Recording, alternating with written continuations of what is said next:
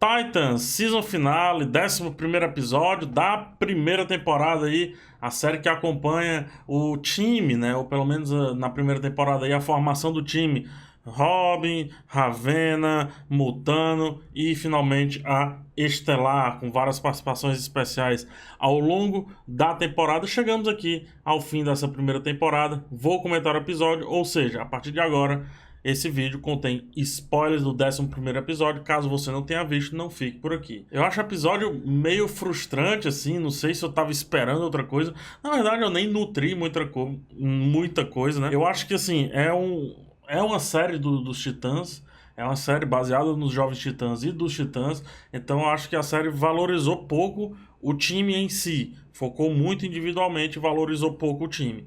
Escolheu o último episódio para fazer um devaneio do futuro do Dick Grayson. Eu acho, da maneira como foi feita, todo episódio, acho um erro.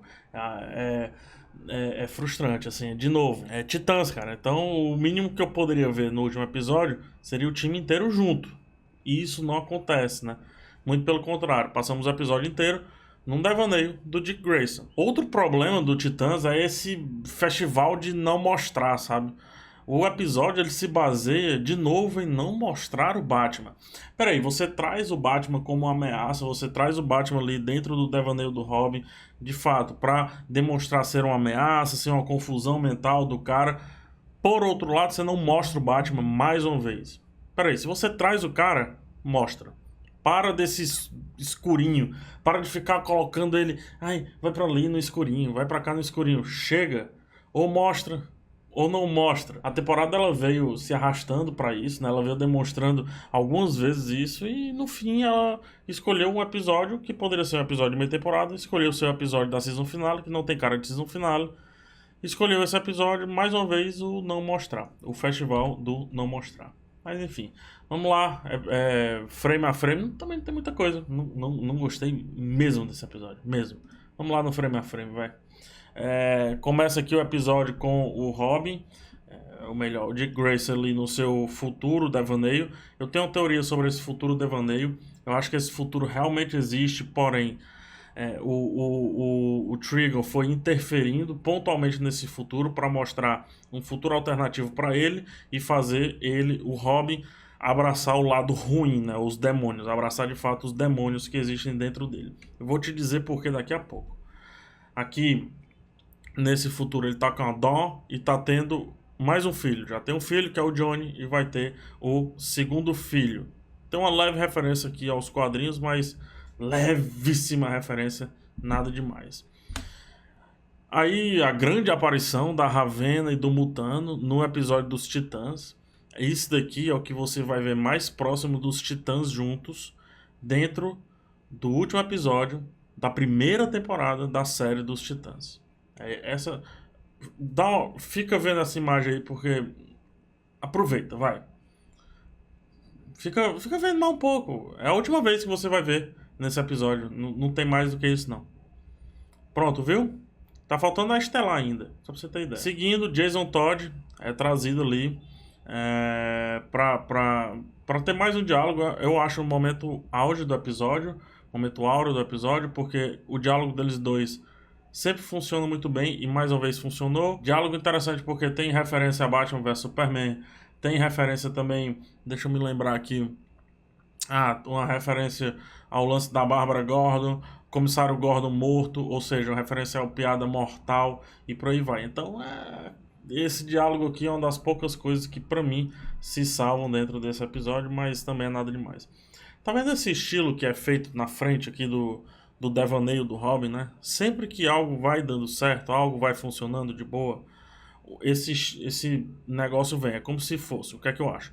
Que esse futuro é real de fato, que ele vai ficar com a Dawn, que ele vai ter um filho, que o Batman vai precisar dele, só que sempre tudo isso em outras circunstâncias. E o que o Trigon faz é mostrar que é mostrar o lado ruim do futuro dele.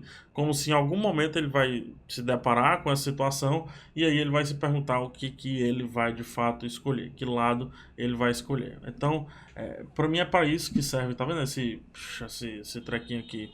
Ou seja, muito provavelmente ele ficou junto com a Dawn, muito provavelmente o Jason Todd realmente ficou paraplégico, é, ficou cadeirante, né? Virou cadeirante e por aí vai. O Jason Todd convida ele para ir para Gotham. Ó, mais uma vez aqui, ó. E para mim fica bem claro nessa imagem, porque nessa imagem aqui tava tendo uma notícia boa na TV, um show, um seriadozinho bacaninha na TV. E aí quando faz esse efeitinho, mostra lá, tipo, falando sobre Gotham, Gotham invadida, esse negócio todo aí. Então ele vai pra Gotham porque o Jason Todd o chamou, né? Disse que o Batman tá precisando dele. Depois de conversar com a Dawn, ele vai e encontra aqui o Coringa meio. O Coringa, até agora a gente pensa que ele tá morto. Não posso mostrar mais do que essa imagem, porque senão o YouTube me tira por ser algo tenebroso, digamos assim. Então o Coringa tá aqui. Aí é que ó, o episódio me parece ter um pouco de furo nisso, porque o Jason Todd já fala antes dele ir que o Batman matou o Coringa. Ah, não, ele fala que matou o Charada.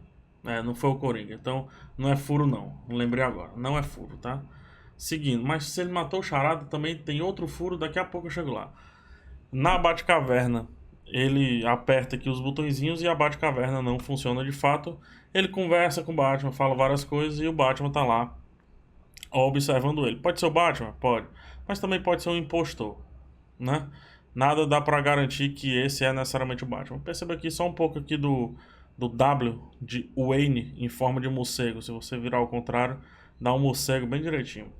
A gente vai revisitar um pouco a mansão Wayne nesse episódio, aí eu falo um pouco mais. A Corey é policial, né? Também tá lá porque é conveniente estar. E aqui tem um quarteto amoroso começando. O Batman aparece pela primeira vez. Isso aqui é uma cena chupinhada de Cavaleiro das Trevas. Até a maneira como é colocada a cena, só que obviamente sem o Dick Grayson, né? E aqui o quarteto amoroso é feito. Tem a Corey e o Dick do lado de lá. E aqui temos o Hank e a Dawn do lado de Los Angeles, se eu não me engano, né? O que é que acontece aqui? Eles se resolveram em algum momento da vida aí, e mesmo assim o Hank ficou por perto deles. Vai ver alguma coisa com relação ao time, não se apaixonou, ela até diz, ó, não vou voltar nesse assunto não, ou seja, eles já discutiram bastante sobre isso. Em seguida, tá aqui, ó, o Charada morto, né? Mas será que é o Charada mesmo aqui? E é tão mal feito nessas tatuagens, diga-se de passagem, tudo com caneta Bic. Enfim, eu não sei se necessariamente é o Charada, mas se for o Charada, aí sim é que tá o furo, porque o Robin já fala, o Robin não, é o outro Robin, o Jason Todd já fala pro Dick Grayson que o Batman matou o Charada, depois que ele o deixou aleijado. Em seguida aqui o Duas Caras, não posso dar zoom justamente pelo sangue, mas bem aqui tá a moeda do Duas Caras e aqui o ventrílogo, ou seja, o Batman entrou no Asilo Arkham e saiu matando todo mundo, referência daí ao jogo Arkham City, a linha de jogos, né? Arkham City, Arkham Asylum e por aí vai do Batman. Eu gosto dessa cena porque é a cena que ele revela que o Bruce Wayne é o Batman. E assim que ele revela, o comissário da vez, não é nem o comissário, né? O policial encarregado da vez, ele dá tipo um sorriso assim, como quem diz, espera aí, se ele é o Batman, então tu é o Robin, porque o pessoal sabe um pouco do passado aí do Dick Grayson, né? Seguindo, eles vão invadir a mansão Wayne e dentro da mansão Wayne, uma coisa que a gente consegue ver é mais um pouco aí do Batmóvel. E como eu tinha falado há tempos atrás, o pessoal disse que não é não, PH. O Batmóvel tem sim uma referência que é o Batmóvel de 60, da década de 60. Ó, aqui essa parte, tá vendo? Essa parte curvada aqui pertence ao Batmóvel da década de 60. E aqui é um pouco da frente do Batmóvel lá do Tim Burton. Então esse Batmóvel, se você perceber, ao final, tirando o Tumblr, ou seja, o Batmóvel lá do Nolan, é uma salada mista de várias coisas que tem dos Batmóveis antigos, né? Vamos analisar aqui um pouco do uniforme do Batman, que tem isso aqui que me chama a atenção. Tá vendo essa curvinha aqui, ó? Meio vampiro aqui, um negócio. Então isso aqui também é uma referência de quando o Batman deu uma pilorada nos quadrinhos. Ele tem esse uniforme mais levantado aqui de lado, as orelhas um pouco mais pontudas, ou seja, mais Frank Miller. E se a gente fala Frank Miller, aí a gente fala Batman Cavaleiro das Trevas, né? E aqui um pouco mais do uniforme e uma referência também ao Cavaleiro das Trevas com a câmerazinha e ele chutando a câmera em seguida, tá aí, né? E no fim a gente tem um visual melhor da armadura, ele em frente aqui o Batmóvel, tá vendo aqui essa parte de cima da capa levantada e as orelhas bastante pontudas. Ó, mais uma vez, né? Dava para ser mais pontudo ainda para fazer mais referência. Ele já venceu o Arnold Schwarzenegger, né? Ele já passou pelo Arnold Schwarzenegger, daí ele congela, no caso, a Estelar. Em seguida que tá, o Trigon montou tudo para chegar até essa cena, que é a cena onde ele vai decidir ser ruim ou ser bom. Então, em vez de salvar o Batman, ele detona o Batman e daí ele escolhe a maldade que tá dentro dele. É um episódio que inclusive fala muito sobre a Ravena, né? O que é que tá acontecendo na cabeça da Ravena? Constantemente deve estar acontecendo isso, ou seja, a Ravena pode ajudar o Dick Grayson a sair e a tirar esse demônio interno, não aceitar esse demônio e por isso não ficar ali com aquela maldade que é apresentada no final do episódio. A Ravena fica preocupada com isso e o episódio acaba. É isso. A melhor coisa do episódio tá aqui, voltando. Aparece esse cidadão estranho, mas pelo nome aqui, ó, Cadmus. E mais em seguida, por esse cachorro, pelos olhinhos do cachorro, nós temos aqui o Superboy e o Krypto, que vai ser o tema aí da... Ou vai ser o tema não, vai ser trazido para a próxima temporada, porque é o que o Titãs faz melhor. Trazer personagens dos quadrinhos, tratá-los ali em 1 ou 2 episódios, jogar fora, não avançar a história, entregar uns 3 episódios bons, ou seja, uma metade da temporada muito boa, mas no final voltar a apostar no episódio que, além de entregar algo que a gente nem sabe se é realidade, não entrega o que o título da série vende. Titãs, é isso. Primeira temporada é isso. Segunda temporada vai ser isso? Não sei. Mas eu vou estar lá acompanhando junto com vocês. Comenta aqui embaixo, me diz aí o que é que você acha sobre a season final de Titãs. 11º episódio da primeira temporada. Se gostou do vídeo, já sabe, joinha, se não, dislike. Um beijo em todos. Até a próxima. Opa, e tchau.